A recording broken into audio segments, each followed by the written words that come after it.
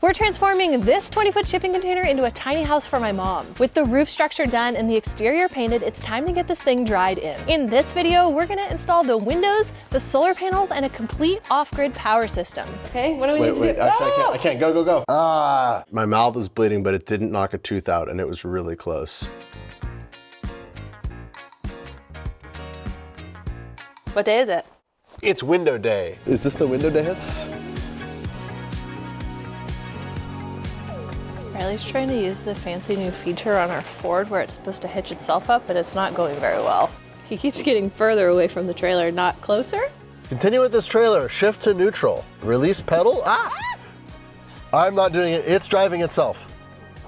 I'm literally not doing anything. Is it high enough? It hitched itself up. I mean, I guess that's pretty cool, but also that took longer than if I had just backed the truck up and hitched it up.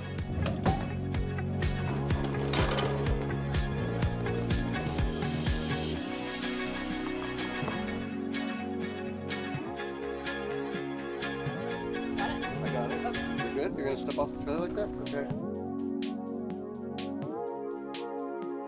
I feel like we need to clue you guys in on something that may or may not have been a mistake. We didn't test fit any of these windows before we painted. The thinking was that we didn't want to handle them more times than we have to because they're really big and heavy and we didn't want to break them. But that means we don't know if they fit. Let's find out. 43.5, 65.5. 41.25, 61.25. That's not right at all. You're messing with me. Yeah, they fit. 30-minute rain ready. So it's gonna start raining in 30 minutes. All right, here we go with some exterior window and door silicone that is 100% waterproof.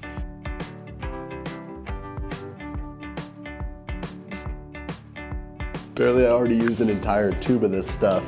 I really don't want these windows to leak. Okay. Ready?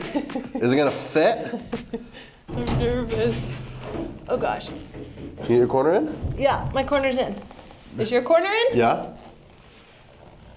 Bam! Oh, it fits!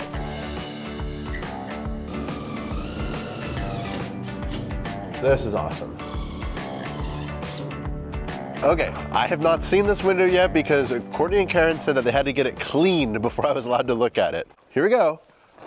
Wow. Courtney, that looks awesome. It looks so good. That color looks really good too. One down? Okay, let's get the other windows in. My fingers are slippery now. Do you need to go wash your hands? No. Oh gosh, I'm stuck. Okay, what do we need to do? Actually, Oh! I can't. Go. I can't. Go. Are you in? Yeah. That was stressful. Sorry. I thought it was gonna drop it. Here we go, final window is going in. It's very awkward to get it. Oh, there we go, okay. Whew. Oh, man, it looks good. Yeah? I can't believe that they all fit. I mean, I can believe it, but it's still awesome. Come on. All right, screw that puppy in. All right. So today is an exciting day because with the windows installed, we can now move on to installing our off-grid utilities, including this Anker SOLIX X1 power system. So with that, we'd like to give a huge thanks to Anker for sponsoring this video. The Anker SOLIX X1 is a complete modular home backup system or off-grid system that's all in one plug and play. We're gonna be installing 3 of the battery modules for 15 kilowatt hours of battery capacity, 1 inverter module with 6 kilowatts of inverter capacity, as well as the backup controller, which is gonna allow us to integrate solar panels and a generator to build an entire off-grid system. Step 1, let's head out to the container and frame in our utility room.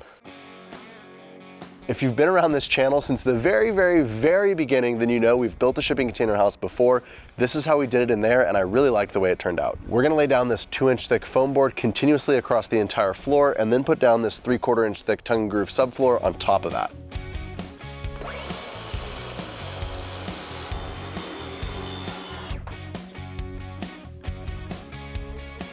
I'm using a polyurethane-based construction adhesive now to glue the foam board down. We learned on our camper build that some construction adhesives actually contain a chemical that will melt this XPS foam board, but the polyurethane is safe. It smells like peanut butter. I'm making a mess.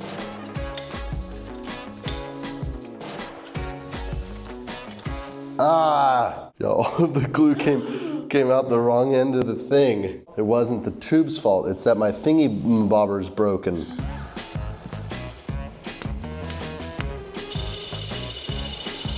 Okay, that onto that. Okay, here we go. Take two with a new tube and a new and improved modified gun.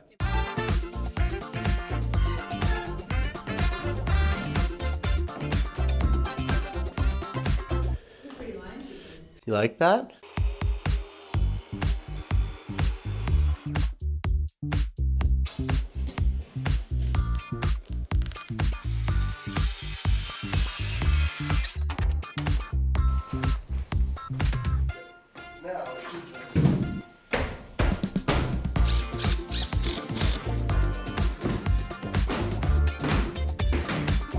Good job, thank you.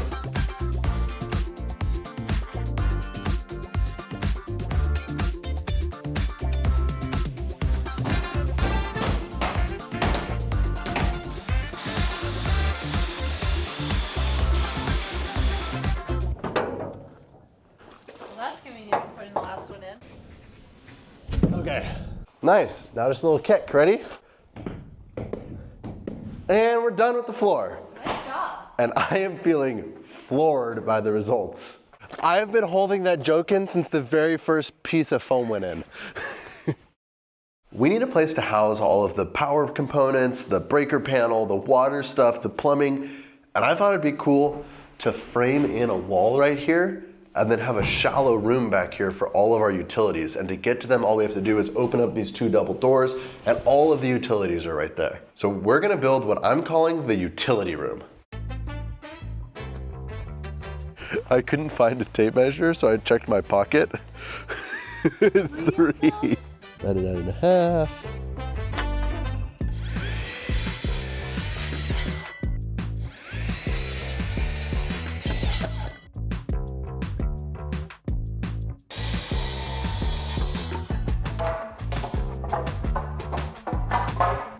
$48.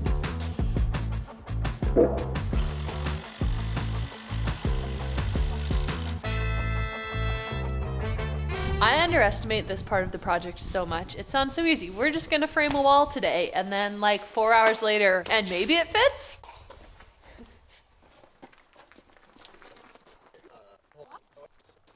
You're standing in the middle of Yeah, I'm it. gonna stand inside of it. Should I stand inside of it? I don't know, it's probably bad. What are we doing? You're just going for it. Oh, it doesn't fit! What is going on? Ah! Ah!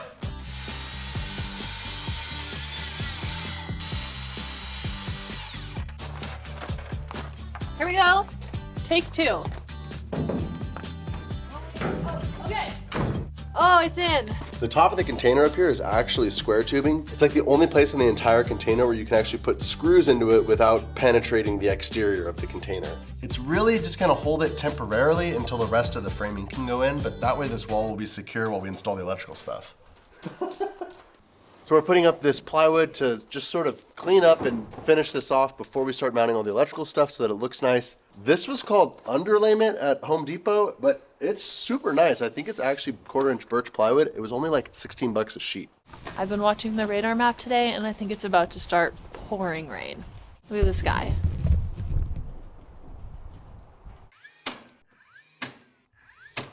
My mom was here for 2 weeks helping with Oliver, and we are so... Oh! Ah! But if you guys saw our last video, we're actually building this for my mom so that she has somewhere to stay when she's visiting. And I think our goal is to have this thing done before her next visit so that when she comes, it's totally done as a surprise. But we got a lot of work to do.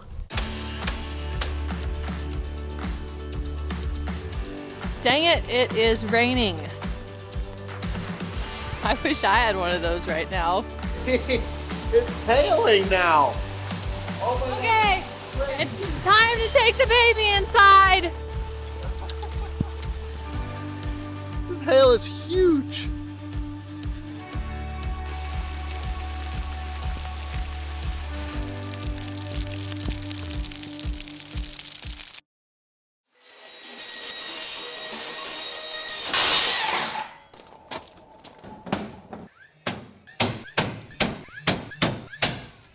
day we start transforming this shipping container into an actual house, which means that it's going to need power.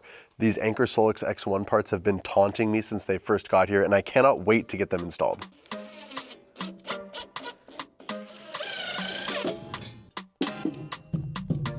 Solid. And I know that I put it in right because it says this side towards wall. Now, all we do is set that on, and the mounting bracket comes pre-configured for 24-inch on center, 16 on center, or 12 on center.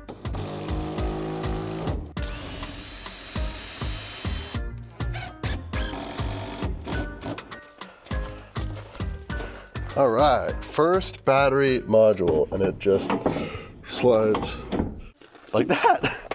That's crazy. Are you able to help me? Only certified professionals are allowed to install and maintain the battery. Certified. So now these little doodackers. Doodackers. That's not going anywhere.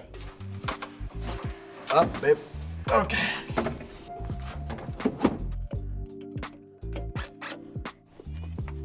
Solid. All right. Next up is the inverter module. And I realized right before I brought it out that I was going to need to pre-wire it because once it's in place, there wasn't going to be room to install this wiring. 1, 2, 3. Bam! Oh, it's really good. Isn't that cool? It's awesome, and it doesn't take up any space. Time to hook all the batteries together and then all of the batteries to the inverter unit. Click, click, and boom. Stand by, I'm gonna get all the cables hooked up. And then, because this is the end of our chain, we also have to terminate the communication cable. So this plugs in here like this, click, like that to make it waterproof. This system is 15 kilowatt hours of battery and 6 kilowatts of inverter, but it could be expanded to as big as 180 kilowatt hours of battery and 36 kilowatts of inverter, which could literally power like an entire tiny house container city. A few things I noticed right off the bat is, number one, this entire system is completely waterproof. All of this could be mounted outside of a building, which is crazy. The batteries all have heaters in them that allow them to work from -4 degrees Fahrenheit all the way to 130 degrees Fahrenheit, I think it is. The second thing I noticed is that these battery cables are really small, which got me thinking, and then I noticed that the nominal voltage of these batteries is 400 volts. So they're able to make all of the wiring much smaller because they run the voltage way higher, which ultimately means less heat and less waste.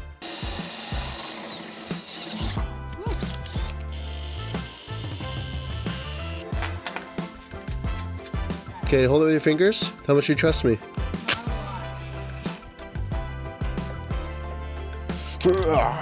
Eventually, also gonna run our main electrical panels ground down to the same point. So I'm just gonna leave that loose. So I ran this ground through the built-in wire chase in the base to keep things tidy. So far, this kit has come with literally everything I need, including this little ring terminal for making this ground.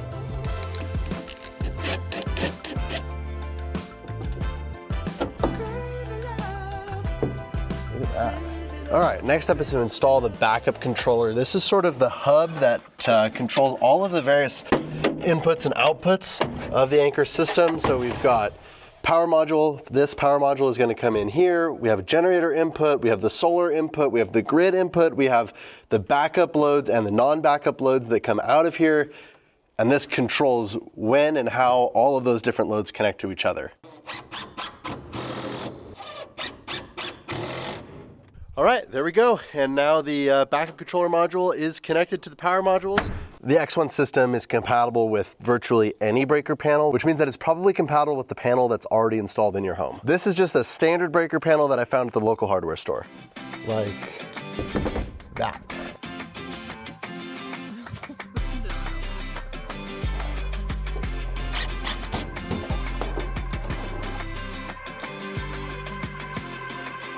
I am using 10 gauge wire to run from the backup loads position over to my breaker panel because I only have one power module, and this is an off-grid application. We have a maximum of 6,000 watts that we're working with, which is less than 30 amps, totally sufficient to use 10 gauge wire. However, this system is designed to be able to handle 200 amps. And if this were in a whole home residential style system where we had our grid power coming in and then this was feeding the main breaker panel, these wires would need to be much larger. Grid power from the meter would come in here. Non-critical loads would go to a breaker panel fed by this, and critical loads would be fed by a breaker panel fed out of here. And that means in the event of a power outage, it will actually shut off all of the non-critical loads and only run the critical loads. I think it's time to fire up the Anker X1 for the first time. Woo, I love this step. The instructions do have a caveat for off-grid use, which is that for the very initial first startup procedure, we do need to have grid power hooked up, and they say we can do that with a generator, or in our case, a pickup truck.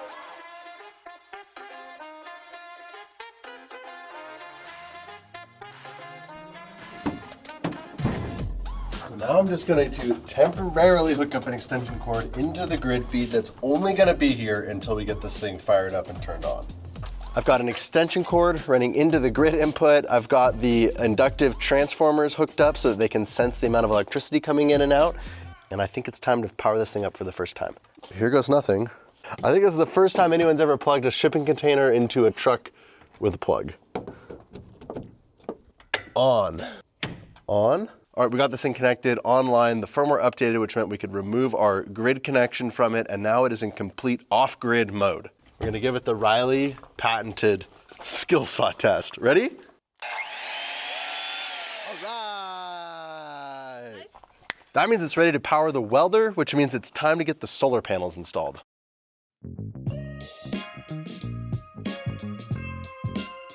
We absolutely love the way that the solar awning turned out on our deck, so we're gonna do basically the same thing here. We're gonna put 6 415 watt solar panels over this awning to create a front porch here on the tiny house, and those panels are gonna be what powers this entire house. Step 1, we need a way to mount our panels. This is low profile strut channel that we're gonna use to mount our solar panels, so the first step is to cut this into like a gazillion pieces. I'm building the thing that's gonna charge the thing that's powering what I'm building. Here we go, let's see. All right.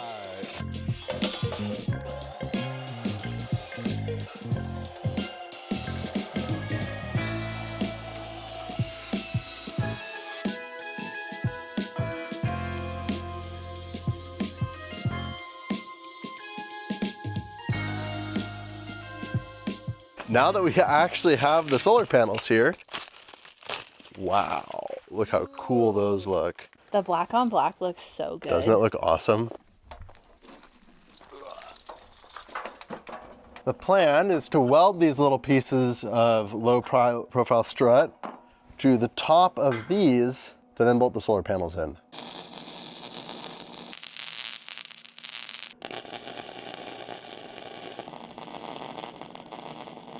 Yes, welding and galvanizing makes toxic gases. That's why I just hold my breath the entire time. Don't drop the welder, Riley. I believe Courtney's dad gave me this welder, and I think he inherited it from Courtney's grandpa. So thanks, Papa Dean, for the family heirloom. Well, the good news is that I literally can't even tell that I'm welding off of like an off-grid battery system. It seems to be working perfect. And there's no bad news, only good news.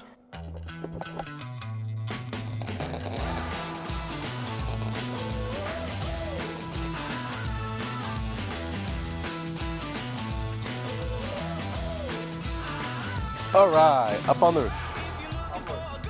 All right.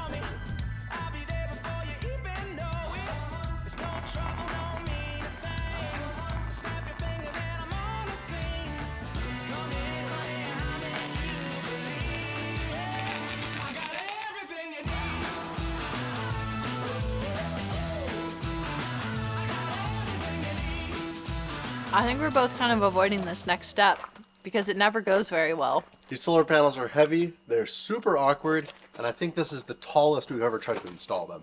Number 1 goal is don't get hurt. Number 2 goal is don't drop them. That's it. Those are my goals. So I was thinking a lot about how we should get these solar panels up there, and it dawned on me that we should use pulleys. If you guys remember that, then you're like an OG follower from the old days when we almost hurt ourselves a lot more.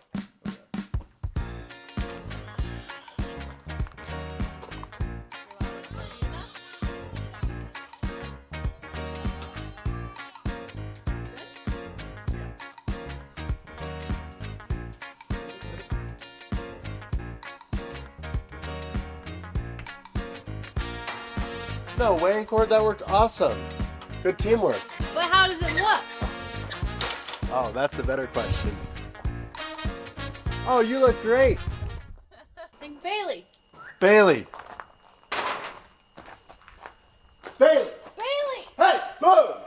I think he's like having a seizure or something. I can't let go of this. I'm gonna carry him to the shop. Seemed like he lost control of his muscles. Okay. I think that yesterday went from 0 to 100 very quickly, and we ended up just putting down the cameras because it was chaos. While we mounted the solar panels, the dogs ran off chasing something, and we don't really know what happened, but Boone came back and he was coughing and didn't really have use of his hind end, and Riley thought he was having a seizure. Riley carried him up to the shop, and then after a couple minutes he seemed okay. And he seems totally fine today. So after that happened, we were a bit frazzled and we decided to just call it for the day. We're gonna get back to the project today and we're hoping to get all these solar panels mounted. And I think Boone's gonna take it easy. It is a beautiful day today and I cannot wait to get outside.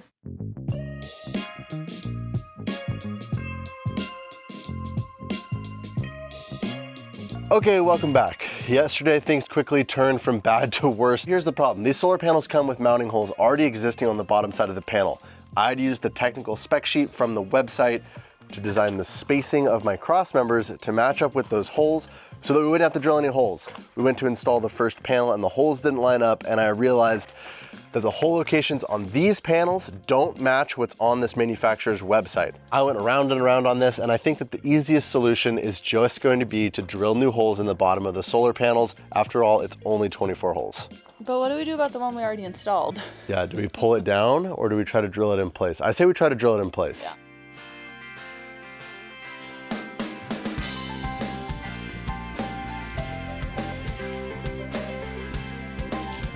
$55.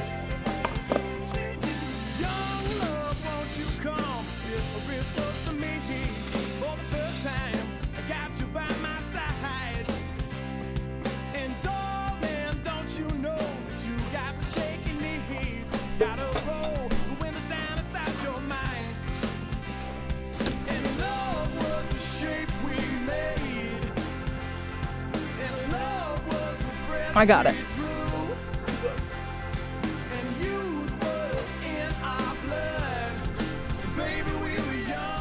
This thing's called a microinverter. More on this later, but just know that we need to install 3 of them at the same time that we install these panels.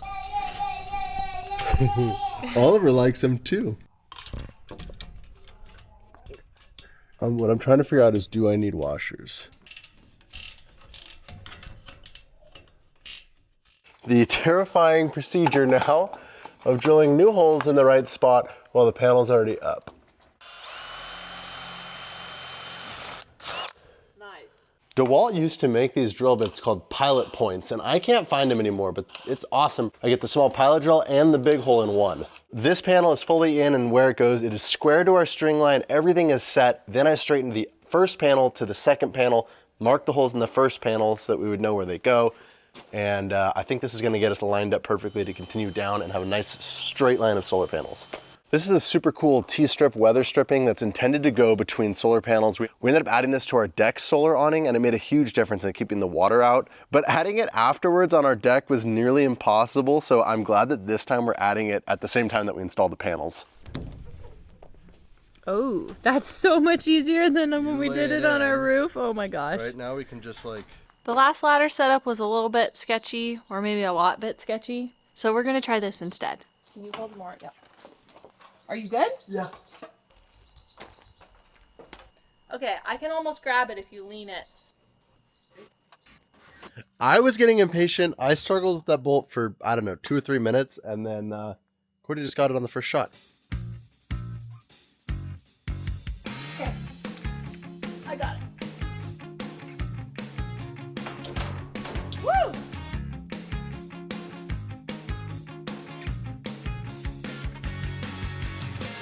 Woohoo! Last panel!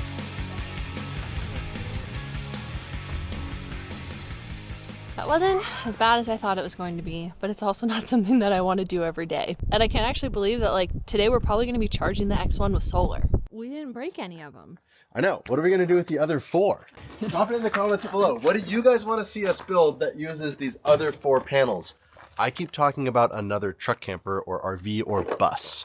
Or maybe the boat? I was gonna say, or maybe a boat? Most off-grid systems are DC coupled, but the SOLIX X1 is AC coupled, which allows it to work with existing grid-tied solar. For our installation, we're gonna be using these AC microinverters. There are actually 2 inverters inside of here, and every single solar panel gets its own inverter. And unlike our other solar array, that's gonna allow us to get the optimum amount of energy out of every single solar panel, even if some of them are shaded by trees. The next step is to hook all these microinverters together and wire them into the SOLIX.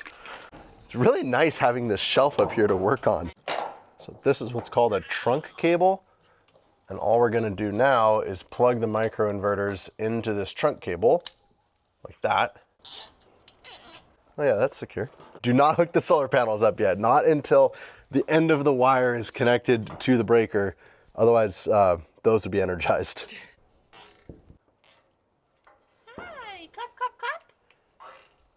I have the best job ever. I get to spend my day at work here with my wife and my baby at my beautiful property doing projects that I love. So thank you guys for watching these videos so that I can literally have my dream job. Woo! Can you tell us about your favorite drill bits ever? Well, but no, every time I say that I love step bits, then they don't work.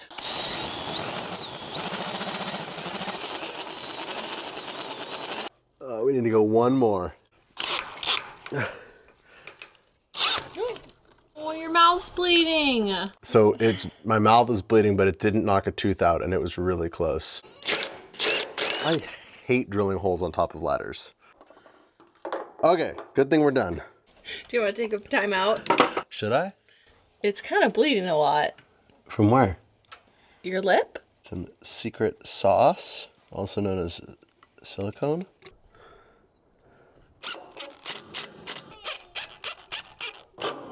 There we go. One of the cool things about the fact that this system is AC coupled with the solar is that there's really no limit to the amount of solar we can add to this system. The batteries are going to be limited to being only able to charge at 6,000 watts, but the rest of that solar could either be getting sold back to the grid if we had the grid, or being used to power the home. The SOLIX X1 has 3 working modes. The first is off-grid, which is the mode that we're in. We're just completely off-grid. But if we had the grid, we could also choose self-consumption mode or time of use mode. Self-consumption mode prioritizes the solar to charge the batteries to use it on the property so that you can maximize how much solar energy you use versus grid energy. On the time of use mode, you can program times of day so that when the electricity rates are super high, you maximize using the energy from the batteries, but while the energy rates are low, you can recharge your batteries from the grid, and that can help reduce electricity costs. There are so many little details that I'm impressed with, like the fact that on all of the knockouts, they painted the inside with this waterproofing paint to make sure that this entire box was fully sealed.